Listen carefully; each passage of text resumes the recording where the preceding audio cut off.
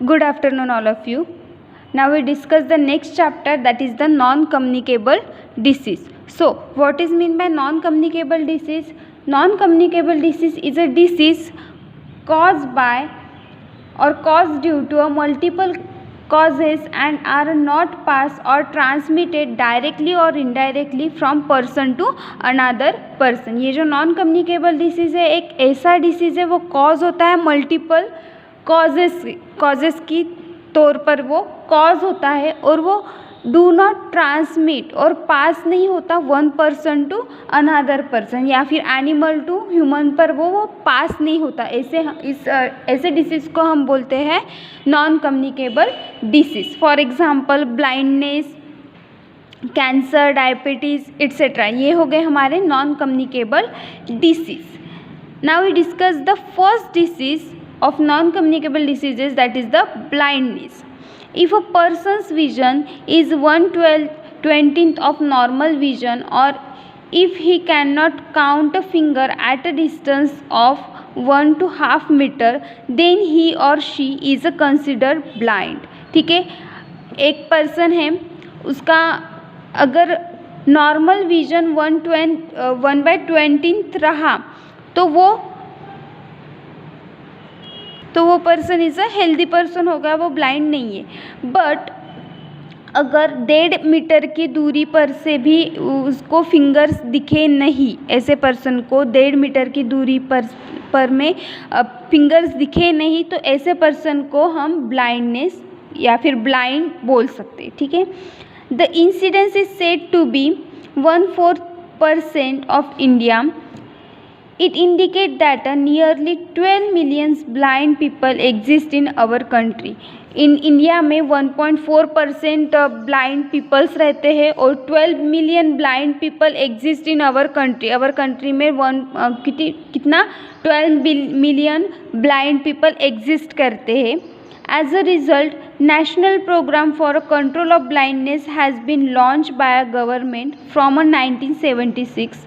The target of program is to reduce the incidence of blindness to 0.3% by 280. To achieve this target, the program proposes to set up eye camps, establish a permanent eye care facilities, impart a health education, pursued more ophthalmologists to undertake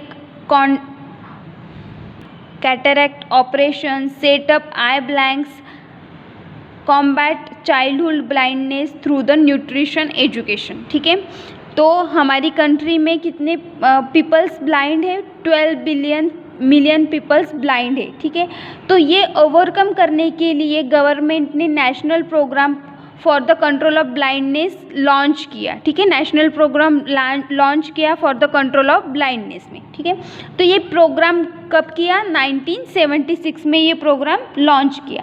तो ये programme का target है कि जो blind people है या फिर to achieve a target, the programme pursues a set up eye camps, establish permanent eye care facilities.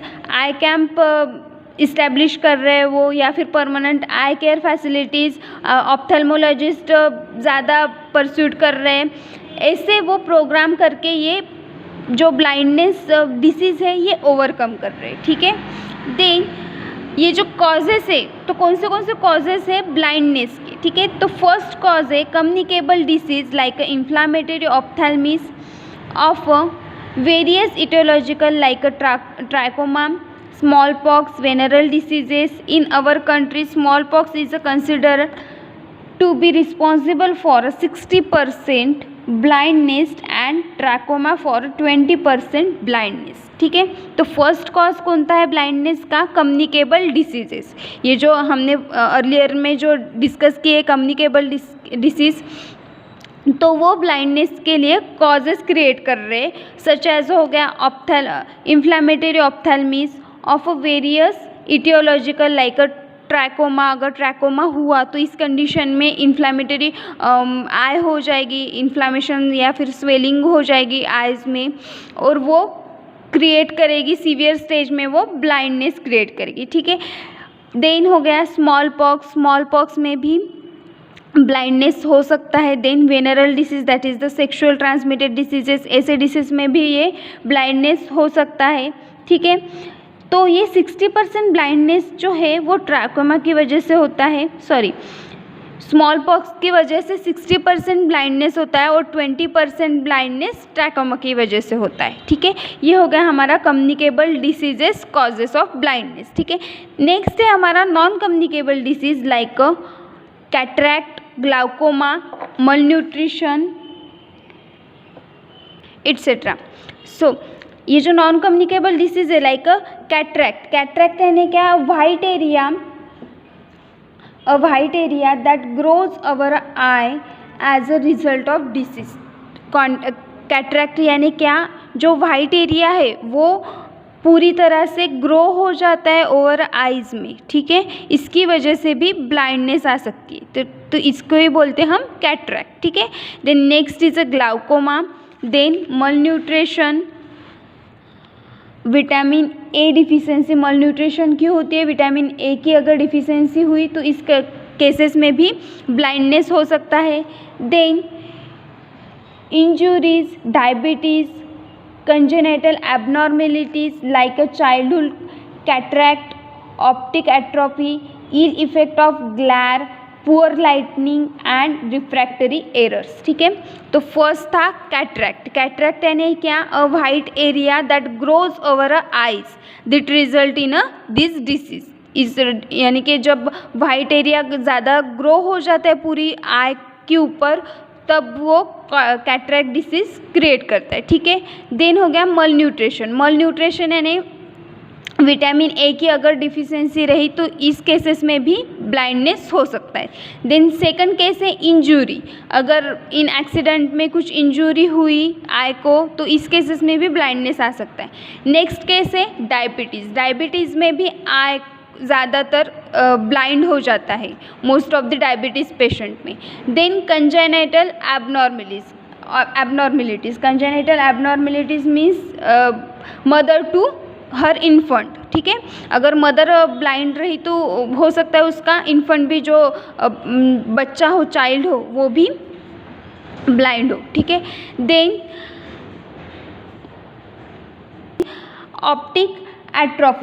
optic atrophy means it refers to the death of retinal ganglion cell axon that comprise the optic nerve on a fundroscopy। ठीक है, ये जो optic atrophy है ये death of retinal ganglion cell, इसमें क्या होता है, डेथ हो जाती है, जो गैंग्लियन सेल होते हैं, एक्सॉन्स होते हैं, उसकी डेथ हो जाती है, इसको ही बोलते हैं हम ऑप्टिक एट्रोफी। ठीक है, then ill effect of glare यानी कि ग्लेयर का इफेक्ट यानी ज़्यादातर रेडिएशंस में या फिर सनलाइट के एक्सपोजर में अगर आई का कांटेक्ट हुआ तो इस केस में इल इफेक्ट ऑफ ग्लेयर भी हो सकता है। Then poor lighting and refractory errors, ये होगा हमारा causes of blindness. Then we discuss the epidemiology of this disease. From epidemiological studies related to blindness, age, sex, occupations or a social economic factor seem to be important factor। ये जो epidemiological study में इन्होंने बताया है कि अगर blindness का यानी कि एज, सेक्स, ऑक्यूपेशन और सोशल इकोनॉमिक फैक्टर्स भी ये इम्पॉर्टेंट फैक्टर है फॉर द ब्लाइंडनेस के लिए। उसका एज हो गया, उसका सेक्स हो गया या फिर कोई भी मेन हो गया, फीमेल हो गया या फिर ऑक्यूपेशन और सोशो इकोनॉमिक फैक्टर्स भी, ये सब कुछ फैक्टर्स भी ये ब्लाइंडनेस के लिए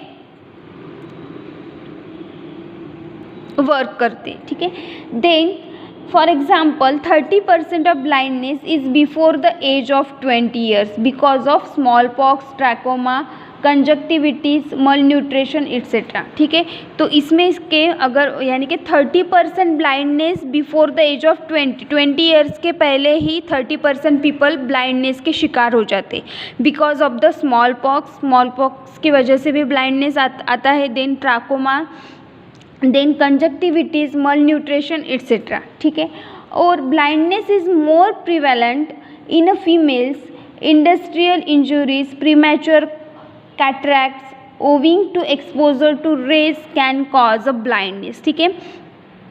तो blindness is a more prevalent in females में ज़्यादातर ये पाया जाता है। और इंडस्ट्रियल एरियाज में premature cataracts owing to exposure to rays can cause a blindness. According to an estimate over 80,000 children become a blind every year, of whom 50% will be die, ठीक है।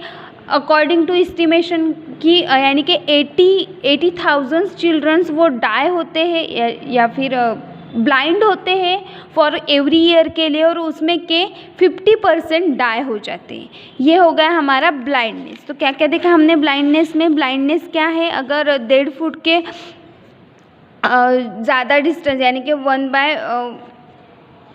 1/2 मीटर के डिस्टेंस पर अगर finger identify नहीं हुए तो वो person, कोई भी रहो, मेल या फीमेल, वो ब्लाइंड हो जाएगा, ठीक है। तो ये ब्लाइंडनेस 12 बिलियंस हो गई थी हमारी कंट्री में in before the 1976। Then government ने लॉन्च किया नेशनल प्रोग्राम इन 1976 में, और वो आई कैम्प सेटअप करते थे या फिर इस्टेब्लिश करते थे परमानेंट आई केयर फैसिलिटीज़, या फिर ऑप्थेल्मोलॉजिस्ट प्रसूट किया था। इसकी वजह से कुछ यानी कि ब्लाइंडनेस के केसेस कम हुई। Then we discuss the causes of blindness in which the communicable disease, then non communicable disease, then epidemiology of disease etcetera. Now we discuss the next disease, that is the cancer. So what is mean by cancer? Cancer is the uncontrolled growth of abnormal cells anywhere in a body, that is the cancer cell. It is also called as a malignancy. Cancer को ही मैलिगेंसी भी बोलते हैं। और cancer क्या है? Uncontrolled growth of abnormal cell. एक आधी cell की अनकंट्रोल उसकी अगर ग्रोथ हो रही है तो उसको ही हम कैंसर यानी कि ट्यूमर या फिर कैंसर सेल बोलते, ठीक है। ये जो कैंसर है इसे आल्सो भी कहा जाता है मैलिग्नेंसी, ठीक है। और उसका पॉजिटिव एजेंट है कैंसर का chemical, toxic compound, exposure, ionising radiation, some pathogens etcetera, ठीक है। ये जो पॉजिटिव एजेंट है, केमिकल्स की वजह से भी कैंसर हो सकता है। अगर केमिकल के ज़्यादा यूज़ में कांटेक्ट में आ गया है कोई पर्सन तो उसको भी कैंसर हो सकता है। Then toxic compound exposures, toxic compound हो गए। देन एक्सपोजर, आयोनाइजिंग रेडिएशंस, जो रेडिएशंस निकलते हैं, अगर रेडिएशन के कांटेक्ट में अगर एक आध पर्सन है तो उसको भी कैंसर हो सकता है। सम पैथोजेंस एट्सेट्रा, ये हो गए हमारे positive agent of cancer. Then most cancer from tumour but not all tumour are cancerous. Most of the cancer are tumour, ठीक है। ट्यूमर रहता है फॉर्म ऑफ ट्यूमर का, यानी कि जो अनकंट्रोल ग्रोथ होती है सेल्स की तो वो फॉर्म करता है ट्यूमर, ठीक है। But every tumour are not a cancerous, ठीक है।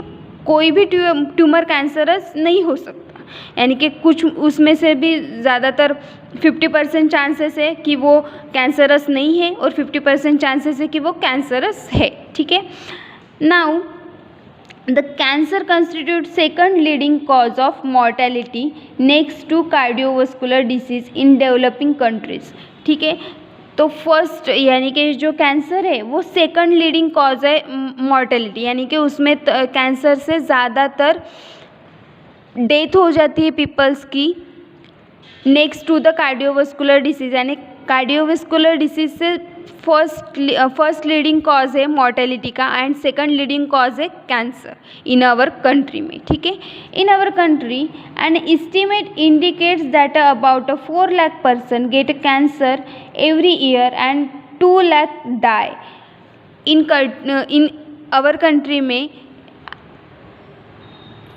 we estimate that the 4 lakh peoples get a cancer, यानी कि 4 लाख पीपल्स कैंसर से सफ़र कर रहे और उसमें के 2 लाख पर्सन वो डाई हो रहे ड्यू टू द कैंसर से। The following epidemiological observation have been recorded. First is cancer of lung and stomach are more common in a males while breast cancer is more common in a females. Cancer of lungs and stomach का ये cancer जो है वो mails में ज़्यादातर पाया जाता है और ब्रेस्ट कैंसर ये कॉमनली फीमेल में ज़्यादातर पाया जाता है। Then second is a dietary deficiency are associated with a primary liver cancer. अगर डाइटरी डिफिशियंसी रही तो वो एसोसिएट करता है प्राइमरी लीवर कैंसर, ठीक है। Then cancer is mostly seen after age of 50 years. ये जो कैंसर है मोस्टली सीन होता है आफ्टर एज ऑफ 50 ईयर्स के बाद ही, ठीक है।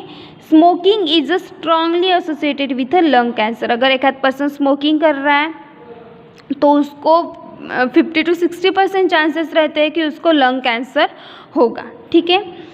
Early marriage and low level of genital hygiene are linked to cancer of cervix. अगर एक फीमेल की अगर अर्ली मैरिज हो जाए, चाइल्डहुड में उसकी मैरिज हो जाए और हाइजीनिक कंडीशन रहे तो उसको भी सर्विक्स कैंसर हो जाएगा, ठीक है। Circumcision and breast feeding are associated with low incidence of penile and breast cancer respectively. Then tobacco chewing is associated with oral cancer. अगर एक पर्सन टोबैको चीव कर रहा है तो उसको भी माउथ कैंसर, ओरल कैंसर हो सकता है, ठीक है। और occupational cancer like leukaemia in radiologist, urinary bladder cancer in dye workers, scrotal cancer in kidney swim boys, lung cancer in asbestos, cobalt and uranium mineral have been observe, ठीक है। जो occupational cancer है like leukaemia in radiology यानी कि जो radiation के contact में अगर पर्सन आए तो उसको हम रेडियोलॉजिस्ट बोलेंगे, तो उसको ल्यूकेमिया का कैंसर होगा। Then urinary bladder cancer in dye workers को यूरिनरी ब्लैडर का कैंसर होगा। Then scrotal cancer in chimney sweep boys, scrotal cancer यानी क्या, टेस्टिकुलर कैंसर हो जाएगा इसको। Then lungs cancer in asbestos, cobalt and uranium minerals have been observed. Then drug like butazolidine, urethane, estrogens are associated with a cancer. अगर drugs दिए जाए, for example butazolidin, urethane, oestrogen and associated with a cancer, biological factor like schistosomiasis in a urinary bladder, cancer viruses in a rose, sarcoma in a folds, etc. are linked. Then next is a chemical carcinogens like coal tar and its derivatives, soot, aromatic amine, etc. and physical agent like a sunlight, local heat, ionizing radiations are also causative factor, ठीक है। जैसे कि हमने पहले ही बताया था, इसके जो कैंसर के कॉजेटिव फैक्टर्स है वो कौन से हैं, carcinogen like a coal tar and its derivatives, then soot, aromatic amines for example chemicals हो गए, then physical agent like a sunlight, local heat, ionisation, radiation etcetera, ये हो गए हमारे causative factor of a cancer. Then following measures are suggested to limit a cancer. Then control measures हम देखेंगे cancer के, तो कौन से कंट्रोल मेजर्स है, environmental measures like exposure to carcinogens should be restricted, environmental measures like exposure to carcinogens यानी कि carcinogens के कांटेक्ट में अगर ज़्यादातर आए तो ये हम रिस्ट्रिक्ट कर सकते हैं, ठीक है। Then way of life should be changed, that for example tobacco chewing, cigarette smoking should be controlled, way of life should be change, अपनी जो लाइफ है वो हम चेंज कर सकते हैं। फॉर एग्जांपल हो गया टोबैको चीविंग, वो कंट्रोल में ला सकते हैं हम, सिगरेट हो गया, स्मोकिंग हो गया, ये कंट्रोल में ला सकते हैं, तो ये भी हमारा कंट्रोल मेजर ऑफ कैंसर है, ठीक है। Then earlier diagnosis and surgical removal is useful in case of breast cancer. Then control measure कौन सा है, और earlier diagnosis of surgical removal it's useful in case of breast cancer. अगर breast cancer में earlier diagnose हुआ तो इस case में हम क्या कर सकते हैं, सर्जिकल रिमूवल कर सकते हैं ब्रेस्ट को और ये कंट्रोल में ला सकते हैं। देन नेक्स्ट कंट्रोल मेजर है हमारा mass survey and screening might be useful specially in old people. या देन नेक्स्ट कंट्रोल मेजर कौन सा है हमारा, ओल्ड पीपल का सर्वे करना या फिर मास सर्वे करना, स्क्रीनिंग करना कि उनको कुछ सिम्टम्स तो नहीं है, कहाँ पर कुछ ट्यूमर तो नहीं है, उसको ब्रेस्ट कैंसर तो नहीं है, सर्विक्स का तो कैंसर नहीं है, ये हम सर्वे करके ये भी हम कंट्रोल में ला सकते हैं। देन नेक्स्ट इज हमारा exfoliative cytology, endoscopy may be done in a periodic health examination. Then next है हमारा हेल्थ एग्जामिनेशन, जो पीपल्स 50 के अबाव है उनका हेल्थ एग्जामिनेशन करो, या फिर कोई भी पीपल 50 के बिलो हो या 50 के अबाव हो उनका हेल्थ एग्जामिनेशन करना चाहिए। इसकी वजह से भी हम ये प्रिवेंट में ला सकते हैं। Then for treatment of cancer surgeries, radiotherapy और chemotherapy are suggested.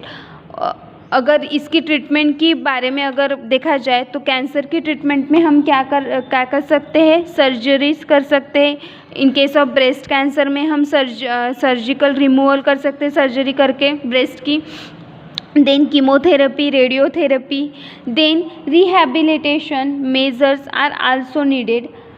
Palliative cancer care is of importance in case of terminally ill patient. Use of appropriate drugs to control pain is also advisable। ठीक है, ये हो गई हमारी treatment of cancer. तो क्या क्या देखा हमने आज के लेक्चर में, फर्स्ट डिसीज देखा हमने ब्लाइंडनेस, देन उसके causative factors, then we discuss the cancer, then cancer का पॉजिटिव फैक्टर देखा, देन उसका कंट्रोल मेजर देखा एंड फाइनली उसकी ट्रीटमेंट ऑफ कैंसर। ठीक है, थैंक यू।